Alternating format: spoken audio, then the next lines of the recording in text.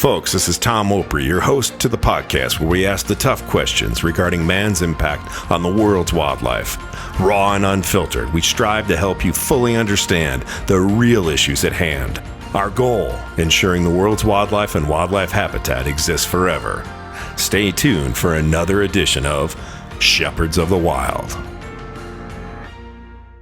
But getting back to the Soli, I mean, he seems to be sensitive to what he has to do.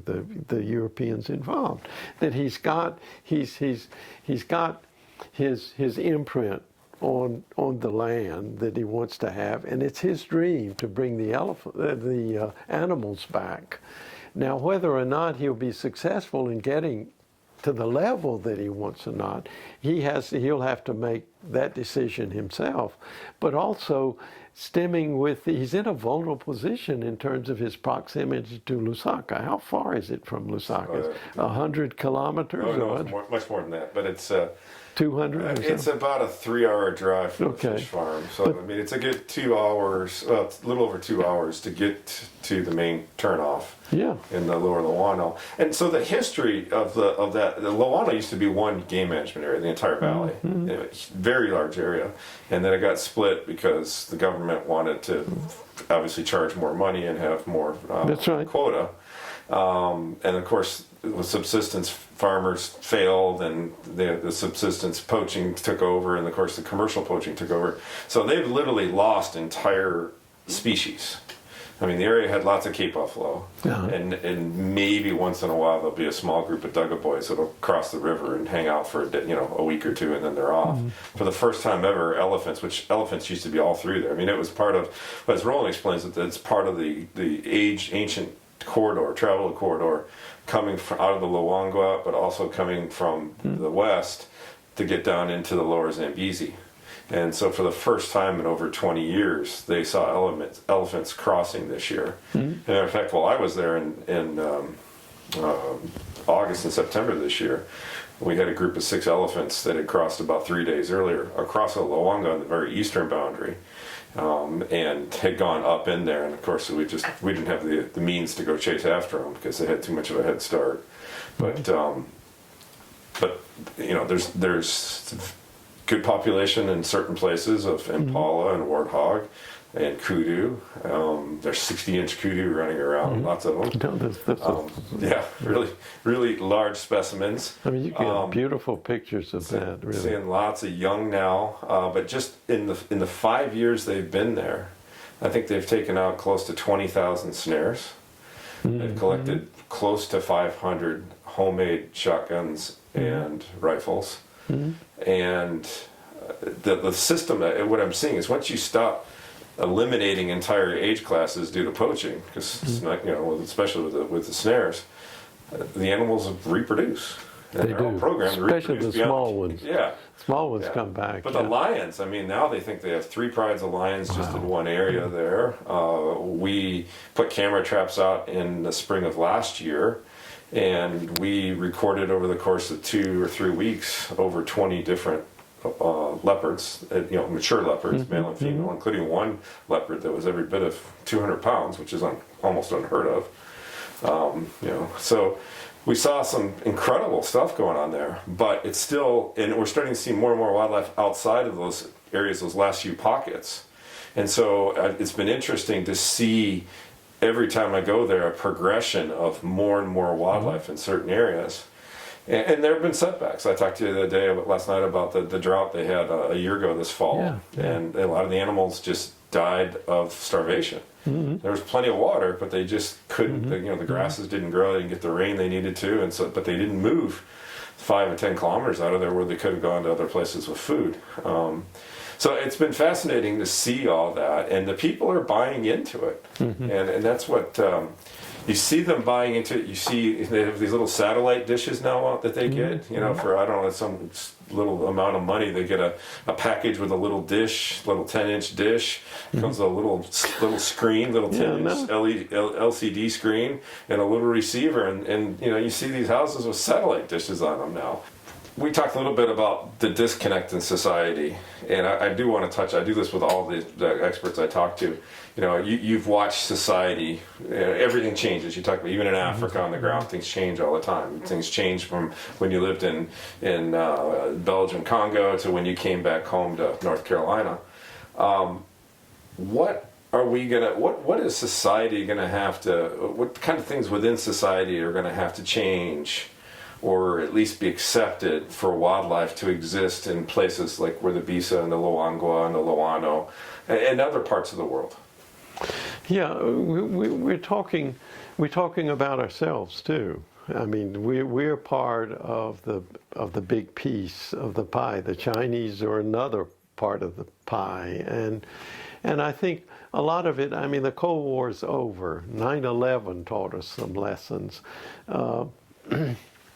Things have happened recently. The coronavirus has really been a deep pit that we're going to have to crawl out of, including our economy, so that whoever the next president is, he's going to have a lot on his hands and need a lot of help. And part of that is, I think, resurrecting some of the dilemmas that we face. I mean, we've got a cyber security problem, right? And we've got a health security problem, and we've got a climate change episode, problem that we have to work our way out to see if we can mitigate that in some way. And is it real or not? I mean, there are a lot of people who don't believe in the science that as making suggestions that we only have a small time in which, and climate has gone up and down over periods of time, and the geological formations show that very clearly. But some people, it's out of their interest, and their economic interest, which is based upon capitalization and use of capital and building up reserves of capital, which then you can use to influence other people and do these kinds of things. So our system is full of those kinds of incentives. And a lot of it is based upon productivity of natural systems. And part of the dilemma is this dichotomy between seeing us as outside of nature, like God-given creatures, which we aren't. We need to see ourselves as being involved in ecosystems and dependent upon life, other lives and life forms. And I think these mammals and birds are a potent indicator of that in terms of whether or not we're making those kinds of compromises. Because if we need space for agriculture and for cities and for the kinds of technologies that we depend upon, moving from place to place and for getting around, we're going to have to make space for creatures that are not as flexible as we think we are. I mean, our brain may be our hang-up after all, trying to think rational things, and that really get us into a dilemma that we can't even resolve. We can't think of it, and that's been the case with other animals through time too, that they don't control it. So if we can confront those issues and give us that kind of space, plus those kind of challenges bring us to these cultural problems that I mentioned, in political and economic problems that we have as human beings. We can be quite deadly for each other, really, and we need to work that through in terms of finding some ways of better ways of institutionalizing that anger and negotiation and relationships among various human groups. And so there's that. And climate change provides the opportunities to negotiate. You can't have it all your way like we have been accustomed through wealth in the system that we live in, which means that it's a constant expanding wealth. It's not going to be like that. We've got to accept the self-limitations on ourselves, and this has to be not only cultural, but structural as well, so that we believe in the structures that we have, that we live within the limits that they impose on our existence ourselves, and we see each other as the ecological residents, as well as just wealth-generating processes for some people and not others. So I think we need to come to terms with that, and part of that is what you could call historical economic and political justice, however you determine that some people are left out and are dealt with as disposable people. It doesn't matter. They aren't like us, and they aren't going to become like us. So we have to deal with those differences, which are basic human differences and are place-based in so many ways. And especially as the climate changes, we have to take a lot of things into consideration that heretofore we haven't had to face as human beings. As one race, really. That's how science sees us. We're all reproductively interchangeable in a sense. And so we have to come up with these kind of limiting institutions that are instructive for us, and which means that we have to give up some of our vetted freedoms and organizational norms, and they become normative rather than the ones that we have now, which can be very exploitive of each other, of environments, of the world, and even of ourselves if we aren't careful about them. I had a conversation a couple months ago with a petrochemical engineer from Texas, who was a hunter himself, and we were discussing kind of just global warming and the situation on the ground. And he says, Tom, I'm not some liberal whack job, but he says, let's just be honest here and be realist. For a little over 100 years, we've extracted billions of tons of material, these out of the ground, the gas and the oil and the coal, and that was all put there over the millennia by the planet and stored in there. And so when you release all this, there's going to be a cause and effect. Right. I mean, you can't deny it.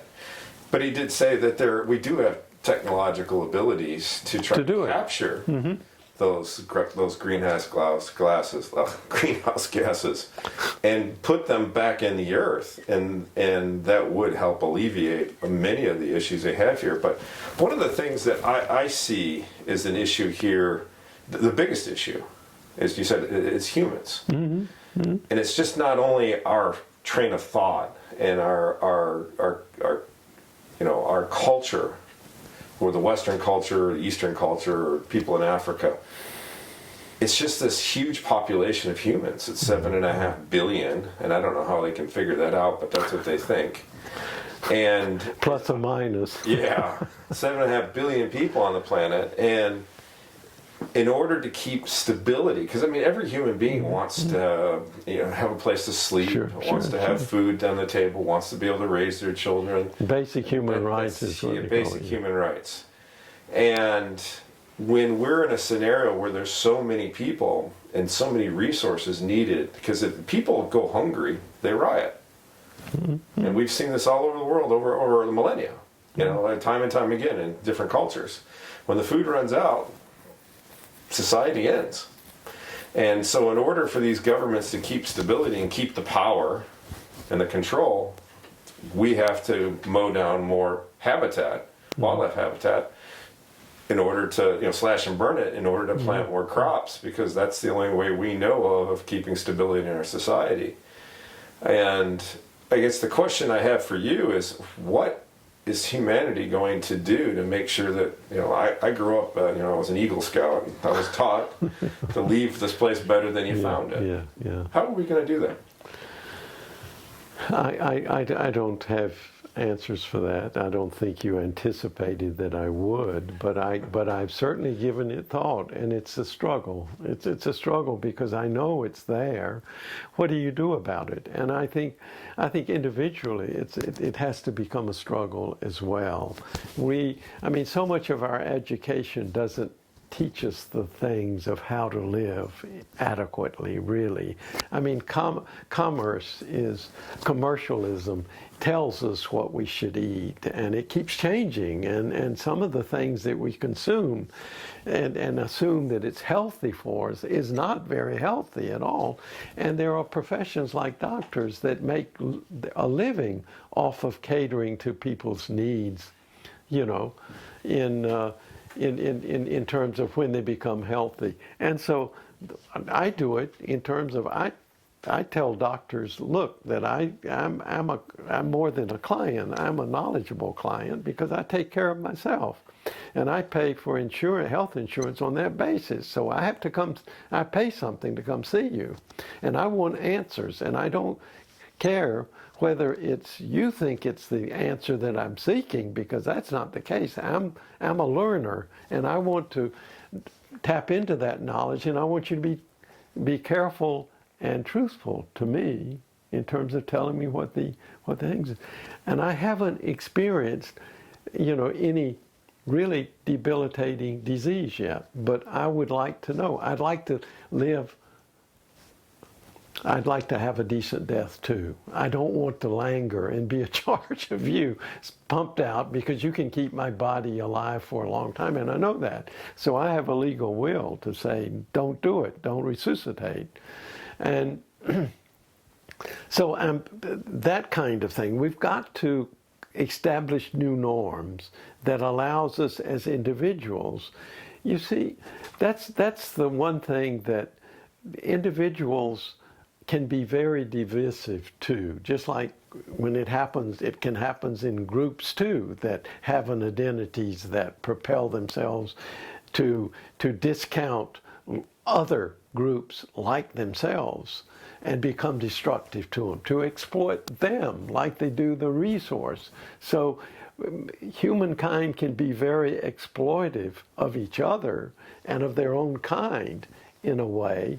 And that's what it seems to me that the American experience, I'd like to feel that that's what the American experience is about, is really about being an example to the world that you can live with various groups, different cultures. You have to make allowance for them. You have to understand that they aren't your enemies necessarily. They haven't hurt you yet, and I've had to learn that in the village too, that just because someone doesn't like me is okay. Just deal with it and accept it for what he is, right? And there was a special mad person that was a boy who was competitive early in the beginning, that had burned the chief's store while the chief was away, which was very close, and we lived in a straw hut, Martha and I, when we first got there. And it was just when we arrived, and I was on edge all the time because he was married to a girl that he had divorced from, because they were from the same village, right? And my assistant who was the political party representative there, had married that girl, his former wife, and he would hang around the hut all the time. And I know he had burned the chief's store, and because we were the only one that had a vehicle at that time to go up, and it was petrol rationing, and I had enough petrol to get out. And I had to take him up to the thing because the community wanted. The chief was out. They said, look, the chief would take care of this. Can you take care of it? And I'd think, oh God. And so I took him up. And they handcuffed him, because we had to climb the escarpment, and I didn't want him to do anything to me. So I'd fall off the thing, and I turned him in, and the police beat the hell out of him just as soon as he got into the police department. We took him out. And I felt like, oh God. And then 3 weeks later, he was back in the village. Yep. He came to see me and hanging around my note, and I thought, God, what am I going to do? I said, you know, I wish, I mean, I had my future on the line, because if he burned down the house and all my notes and everything else would go up in it, we had one iron trunk, and we took all of our clothes, all of our valuables up and hung them up inside the house and put my notes for my PhD in it, so it would be preserved. And I went to see the head teacher. He was a great guy, right? He said, look, I know it worries you, but you can't do a damn thing. He's got to do it to you before you will have an excuse to do anything. He's just hanging around. And he says, well, he wants a job for me. And I've got his friend here who I've employed him, but I just don't have much money, you know. Yeah. I'm still a student. I'm not, and I try and act like a student, don't you know? so he said, no, he said, it'll work out. Just don't do anything yourself. Don't act from fear. Be accepting of that fear in yourself and be reasonable. And we left our assistant with our hut when we left because of the rains for a couple of months so we could work the archives, and left him in the house and looking after it because we have our tin cans and stuff. It was during when the UDI and getting stuff was very hard. It was all in tin cans and stuff. And we had gotten in our delivery while we still had a vehicle, use of a vehicle. And that came through all right. You know, he'd looked after it and things. And so when it went back and realized that this guy in our absence had drowned his sister in the river and beat up his mother and all this kind of stuff. And then he spent a lot of time in a mental institution. But every time I've gone back, he's become a friend. I mean, he always talks about where Machisa is, and he comes and when I'm writing, he picks up a pen and starts writing too and does it and everything. He's okay. You know, you just have to deal with his eccentricness, really, and other people know how to do it, and you have to accept it yourself. It's different, you know, and so you can become at least on friendly terms. He doesn't provoke you. They keep him medicated most of the time, and I got a letter from one of the people that corresponds with us that he had died, and he was asking where Machisa was and everything. A nice little reminisce, but those things you have to deal with, and I think that's what it means for us as individuals. It's a little cartoon that people ask me, how do you best describe yourself?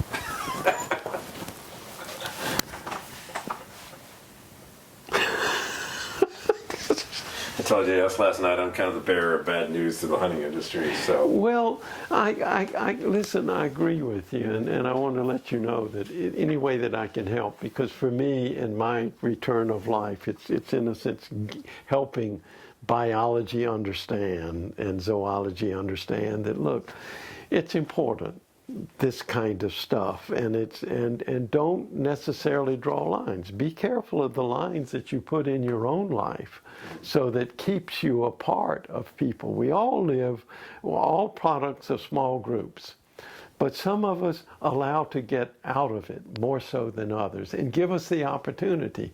And how you present yourself is very important, and that's something that I've been very conscious of, really, in the sense of presentation of self. Do you come across as someone who wants to change somebody or to really understand? And then the problem is, how does that work so that the changes that you may provoke or accept or give to other people, you know, some information they give to other people, so they really change in a positive direction. And I think the American experience has been all about that, because we have accepted migrants. We're all migrants. Even the Indians and the Inuits and all that are migrants. We've taken over the continent. But that's been a gift. But the gift that we can give to other people who haven't had that is really this sense of, look, we are a diverse group. And this election has really taught us a hell of a lot that we need to negotiate and understand and give and take. You know, you don't have all the answers. And especially if you're not from a place, it takes a lifetime to learn it, how to exist in it. Yep, 100%. Yeah. Well, you kind of touched on on hunting. Yeah. Oh. So, are you a hunter yourself?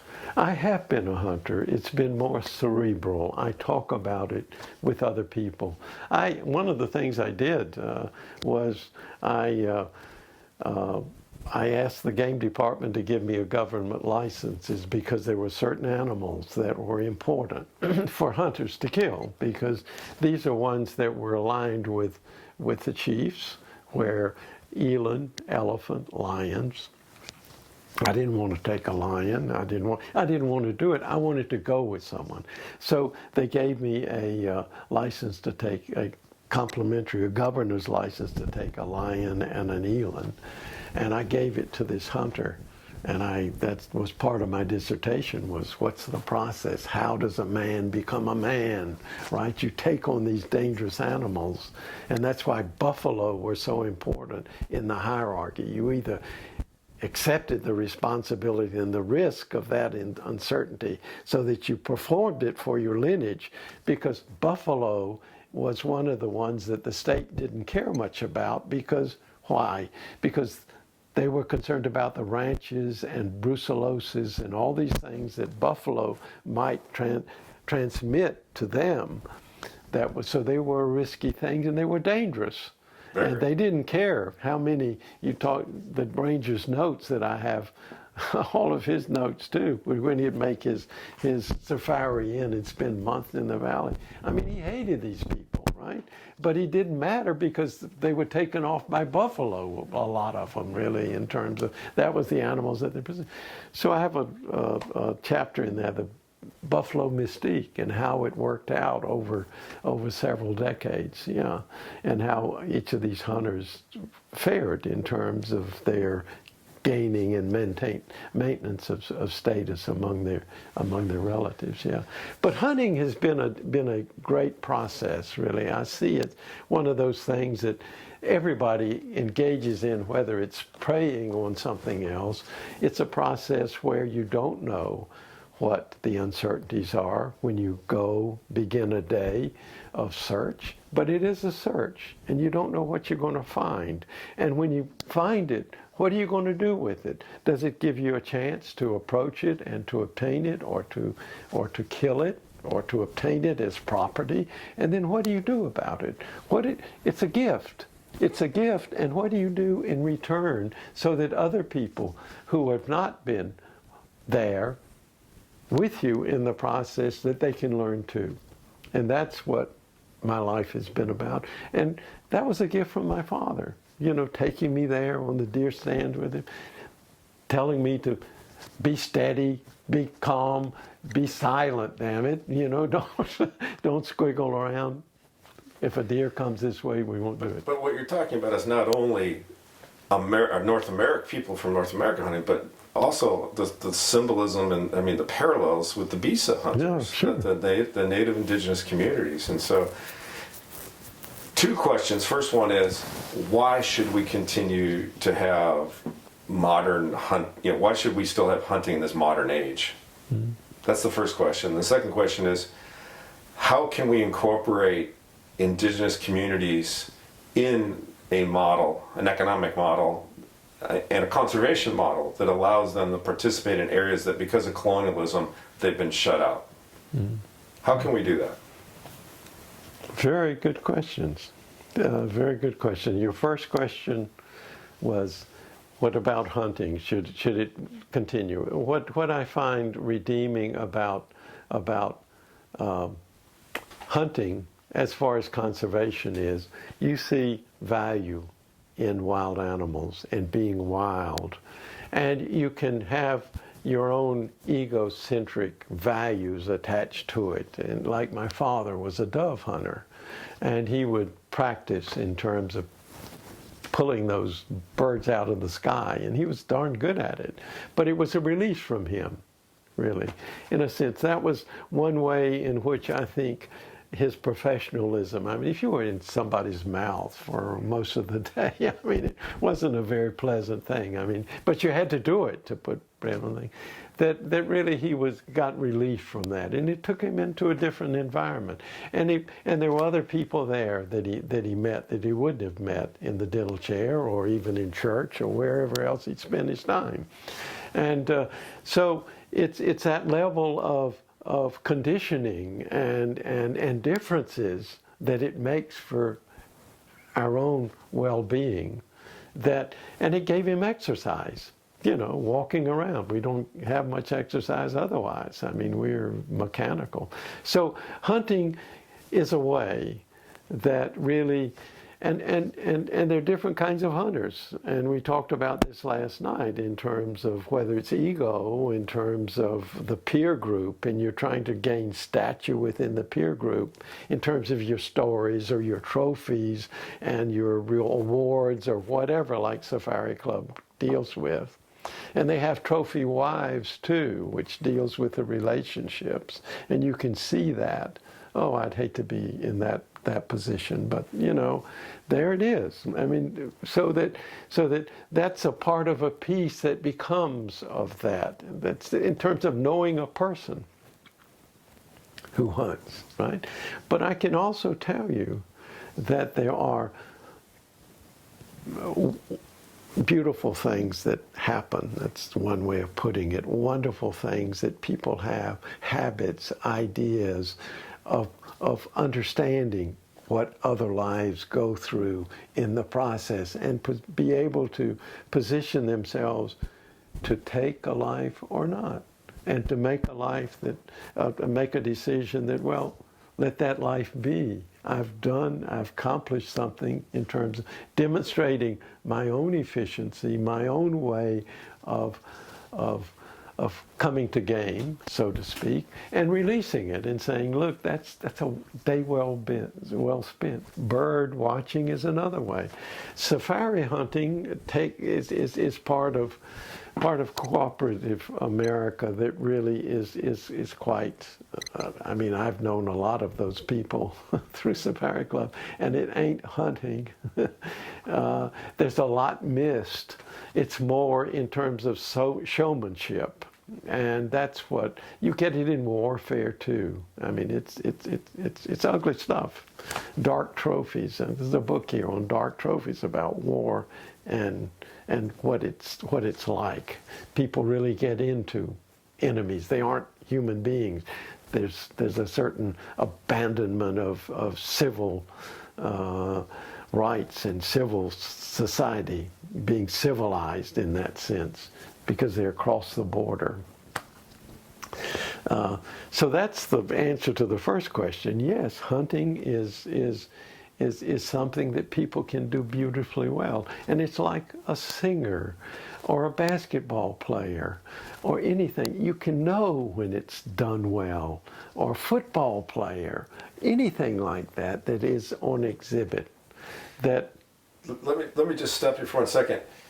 So on the human side of things, hunting is something, it's ingrained in us. We've been hunting. Humans have hunted. I mean, when you go out the door, there's something hunting something. Every living creature's hunting all the time, and everything's going to die. So one of the issues that we hear now is that our modern society, our technological advancements, because we have corporate farming, corporate ranching, mass production of food, storage of food, transportation of food. Why should we still keep hunting? And is it good for wildlife? Is it good for the land? Is it good for the people in this day and age? Or have we grown beyond that? How do you answer that?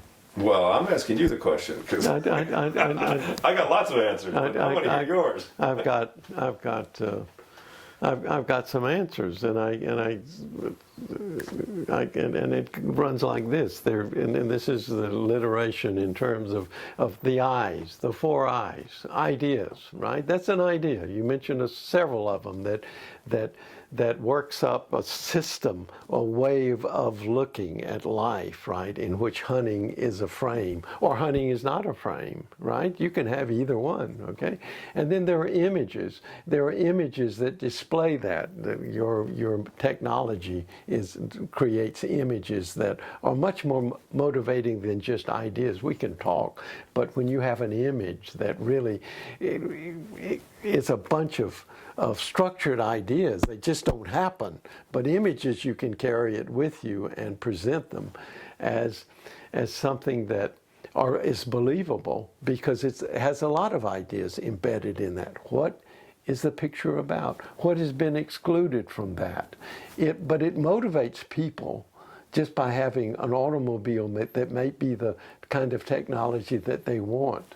And they exhibit that, which, okay, so that's ideas and images, which is a composite of a whole bunch of strands of ideas that go in to make people who they are and what they do and how it's all related in terms of what they believe, how they act, whether they're neighborly, how they're employed or how they make their living, all that kind of stuff is a structured thing. And it really takes time to have it structured so that it's integrated.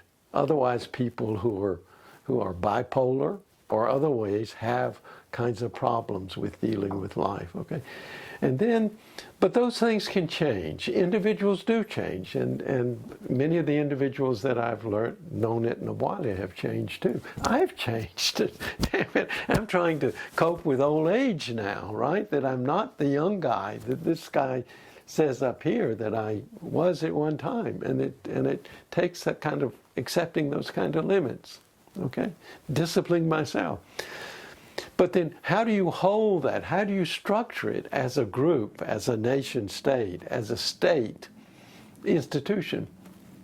You institutionalize it, okay? You fracture the reality that the image has and is made of ideas, and you legislate it. You give them power to do certain things, and you fracture reality for how people experience it, so that you give the environment, you fracture it into many different kinds of soils, agriculture, land, wildlife, migratory species, or you name it. And these institutions have a role to play because they're responsible to the people through Congress or whatever legislate. They've been legislated, so that's what their employment is. And we talked about last night about how this disciplines people to not go wide in terms of seeing how things are linked in the overall pattern of society or otherness.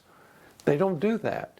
And culture is one of those things that doesn't fit very well. How do you institutionalize culture? You can't, because it's always changing. People change, environments change, ecology changes, all those kind of things.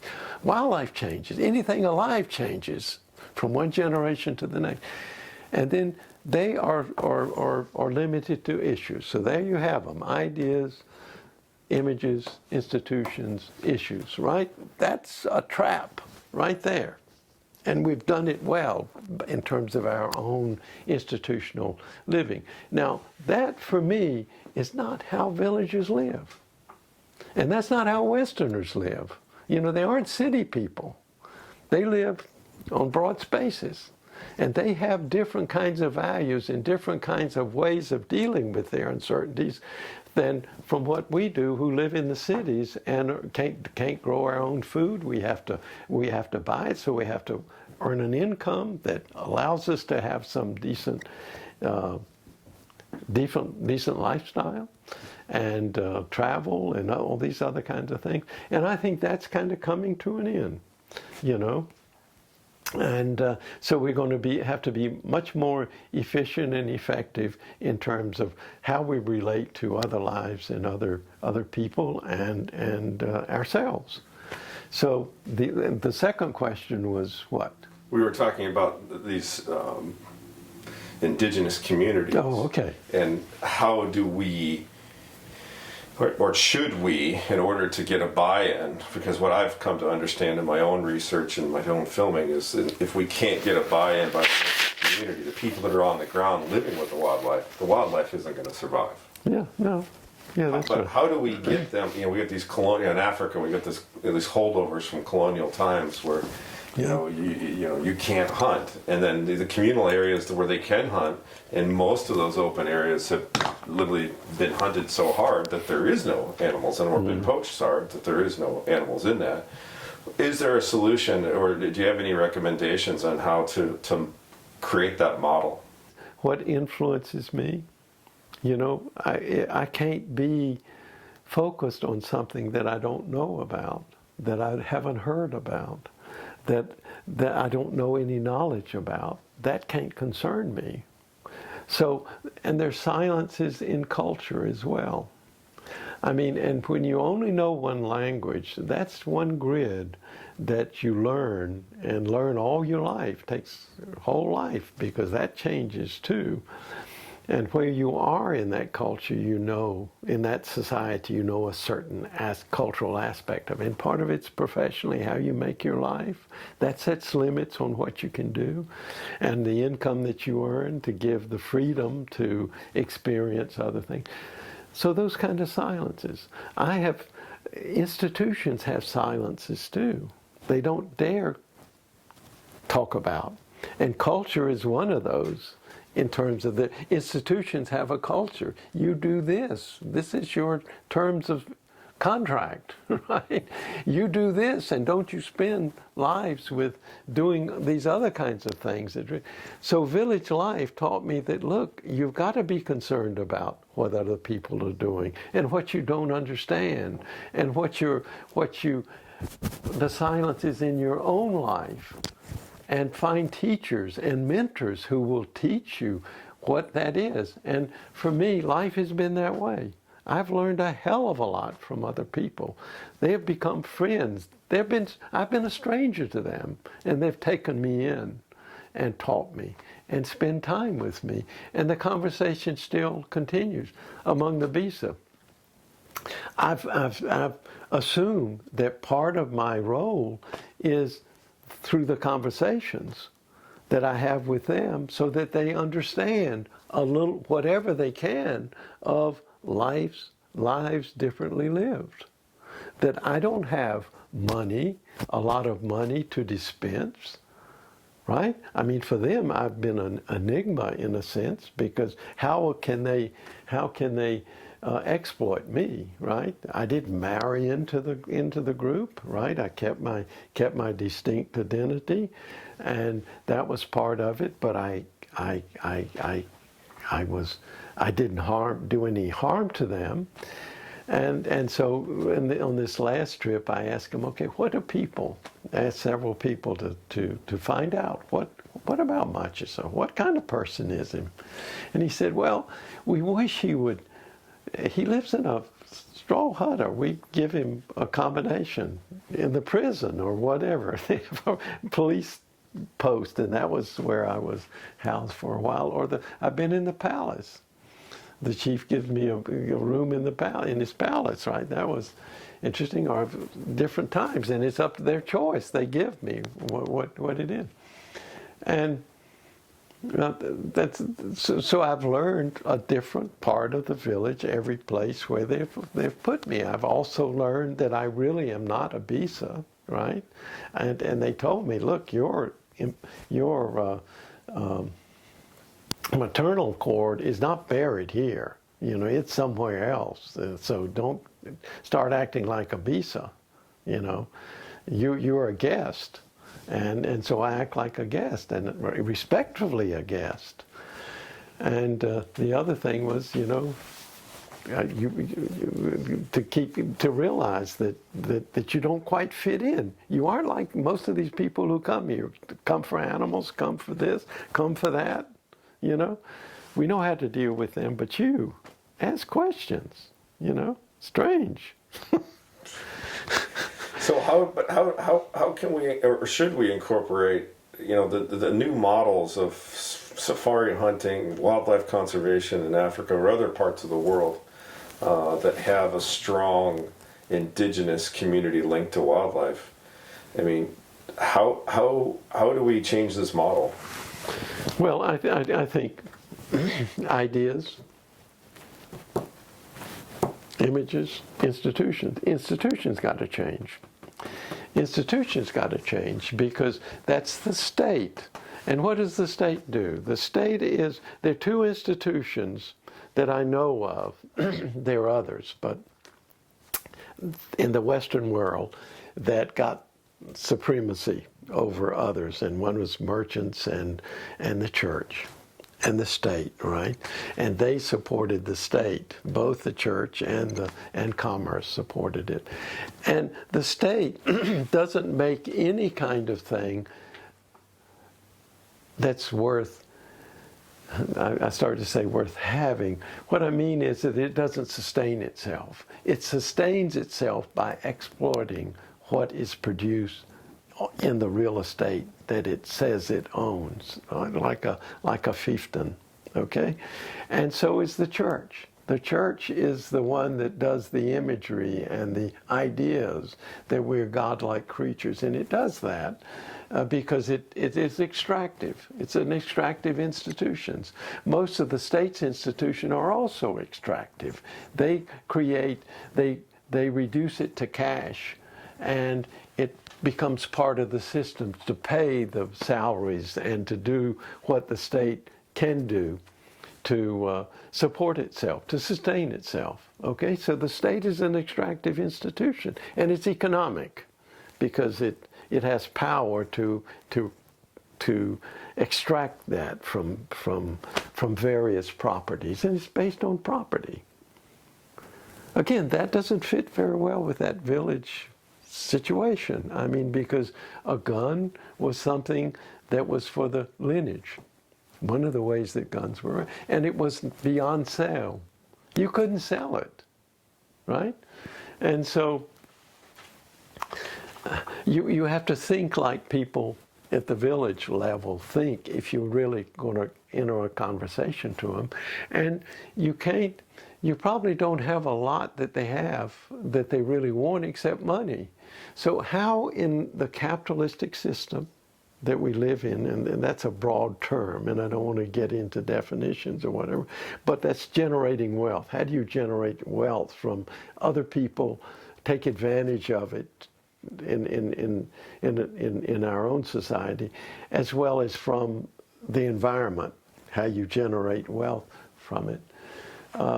You've got to deal with that issue so that you take care of people. You redistribute that wealth in meaningful ways to keep that land, that state alive and well, and people believe in those institutions. Because once they start distrusting those institutions, that's when you're really in trouble. So in my case, in the Luano, we have a lower chief, the chief of Shekabeta, and we have the Nortons that are fluent in speaking Soli. They're now living on the ground there. For most of the year, they're there. Someone's always there, and they're, from what I can tell, that institution is the chief and the Royal Council and the CRBs. With with a lot of advice and knowledge coming from the Nortons. But they're never going to be part of that tribe, is what you're telling me, even though they are from that country. I mean, they're not like, Paul Tudor Jones or somebody from another part of the world that's come in and tried to imprint their vision. Okay. But, so I'm just wondering, do you think the Nortons are going to have success in this endeavor? I don't know. Long-term success. Yeah, no. I mean, there are ways that they can. I mean, it depends on them. It depends on their ideas that they have about other people, about Africans, and I can tell you there's a long tradition of thinking about Africans in their capacities. I don't know whether they have some of those, that Africans are inferior in some sense.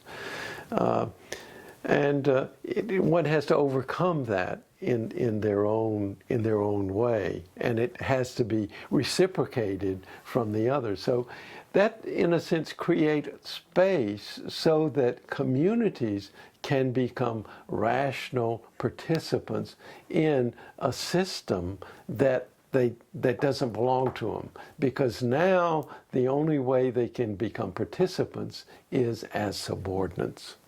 Okay, who wants subordinates? No one in their right mind. They may suffer along for some time, but they're going to be outside of the barricades and in the streets and everywhere else, like we had recently. Well, okay. You know, in the case of the Nortons, what I've seen, and one of the things that Roland impressed upon me early on was deference to the chief. Yeah. And I mean, just the customs. I mean, he always would walk several steps behind the chief, even if she said, no, you can do that. Especially in public, honoring her authority. Mm-hmm. And everything had to come through the chief. Mm-hmm. And so they obviously advised the chief on what they can and can't do. Mm-hmm. And of course, they work directly with the CRBs, mm-hmm. and the community resource board. So it's interesting to see how this dichotomy of these relationships work and stuff. But they're not like a bunch of Afrikaners. I don't mean to be negative about it. No. I gave them that space, right? Yeah. They've come in. And one of the things we talked about, this last go around, there's a lot of the unrest going on in the United States over racism. That's right. And, they specifically touched on that in our interviews. It's like, listen, we're all Zambians. Mm-hmm. We don't, we've seen plenty of white South Africans come up here with a chip on their shoulder, and we tell them to stop it. Because we've been here, I don't know, the third or fourth generation now that they've been there, that family. Mm-hmm. And you're just another human being. Now, I definitely see where, one of the things that Roland has a hard problem with are the alcoholics. Yeah. Because it's such a rampant problem, and there's some individuals that we continually ran into in film. Yeah. Didn't matter what day and night, they were, 3 sheets to the wind. Yeah. And with families and, responsibilities that they were not following through with these people. Yeah. So it's interesting to see how, the disappointment. Yeah. Yeah. Because it's like, you try, and then they still go back to doing what they were doing. So, but they're humans. You can't make them, nobody's perfect, and you can't make them do what you want them to do. Yeah. I see that very much part of that, and part of that is ideas about what dry season's about, and that is that you spend your time during the rainy season in a small hut around the place that you and your relatives bring or are growing crops in to fend off from the animals and birds. It's a family operation, day and night, and especially as the crops start blooming and yielding fruit. That's when everybody's really gets very little sleep. And so it's recuperating from those kinds of tasks and stuff. They do work. Look at some of those diaries in the book I gave you. You'll see that they are cooperative and keep up with each other and talk about one another, discipline one another, especially the older set. And so what are you going to do? They have no air conditioning, and it's hot as hell. So they drink, and they get into a different sphere, and they smoke cannabis and all that kind of stuff.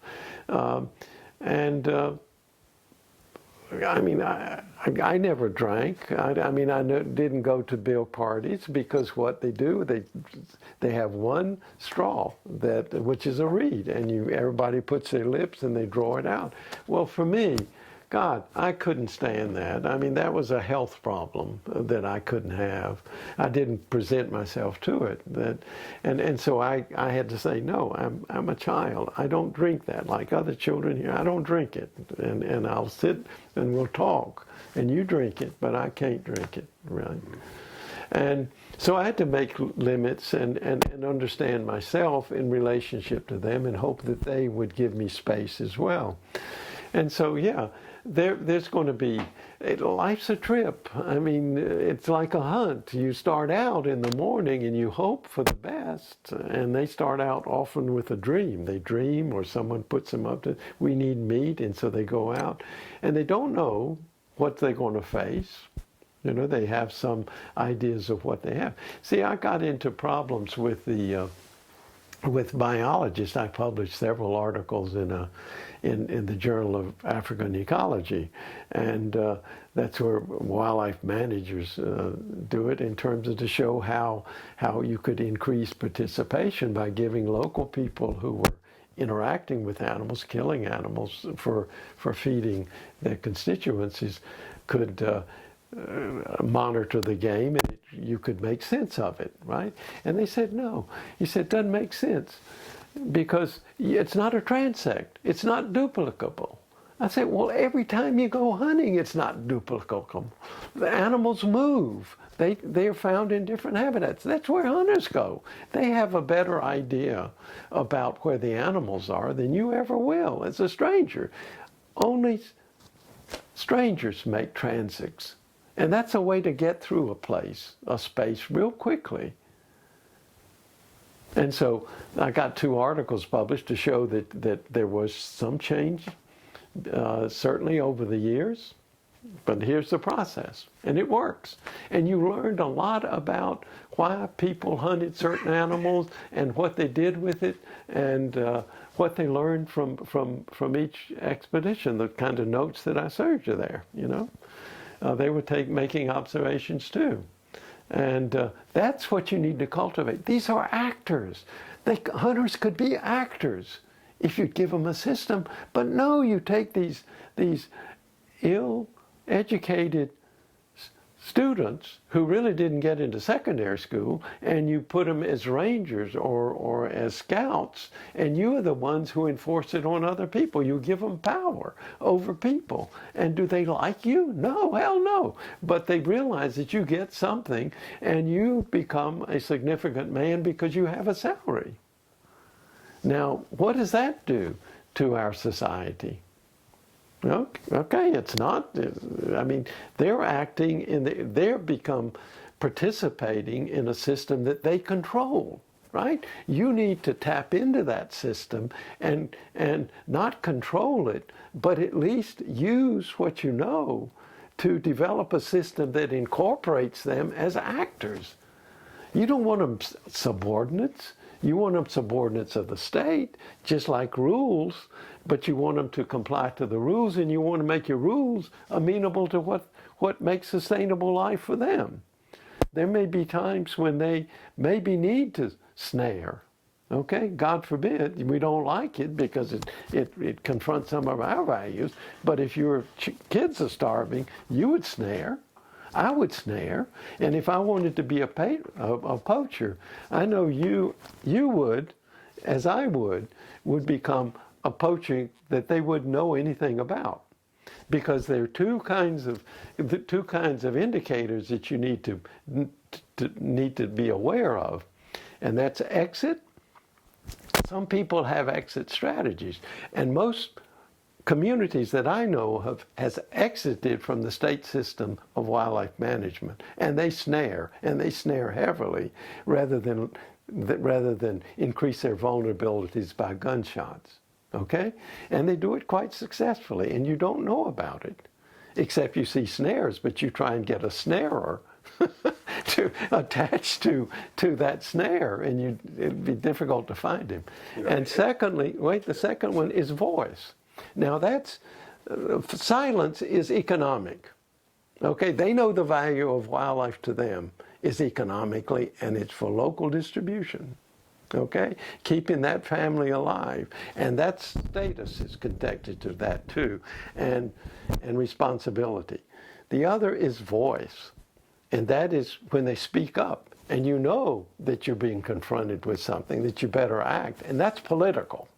Okay, so economic and political are different. Exit and voice.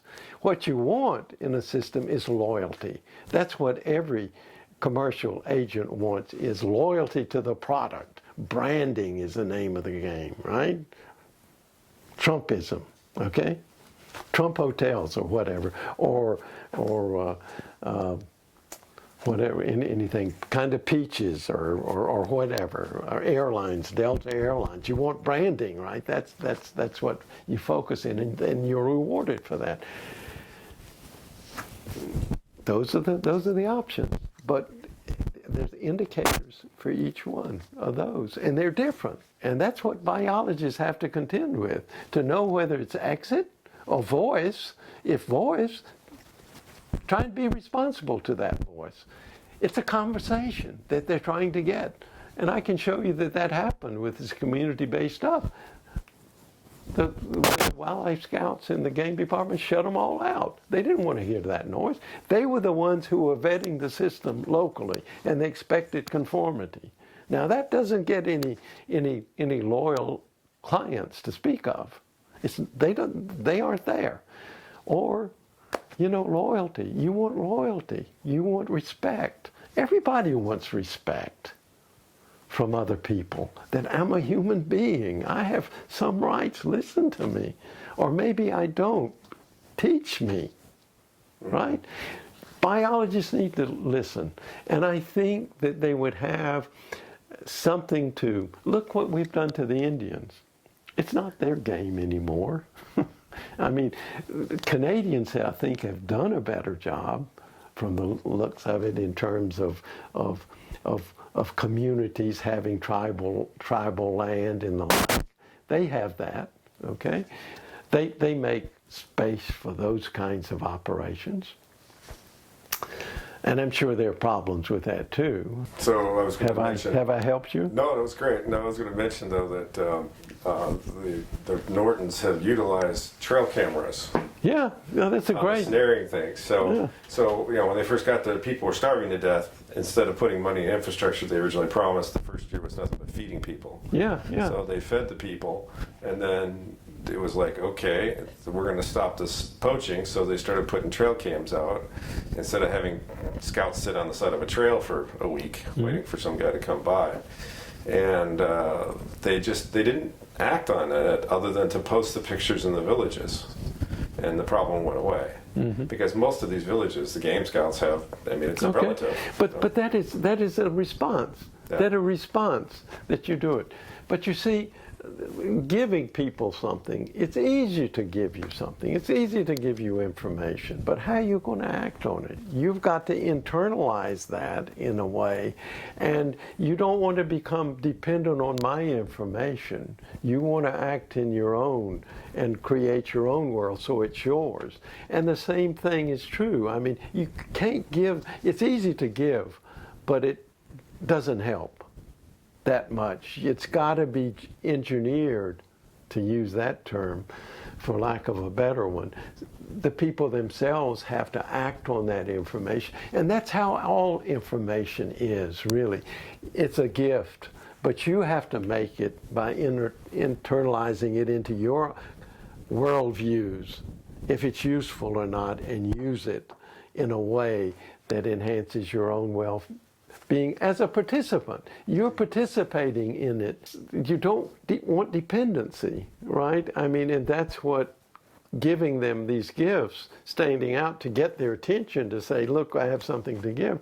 But then that delivers also expectations on their part. And they're not giving people things. I understand. What they're doing there is they don't give anything away, but you get it at cost, or you barter for it. No. He has a loan system, which is really, really helpful. So there are ways that you can respond to it, but you have to respond. You expect something too, because it's taken. There's a toll that you pay for that. So I think it's really being open to silences in one's own life, in one's own training. I've done a hell of a lot of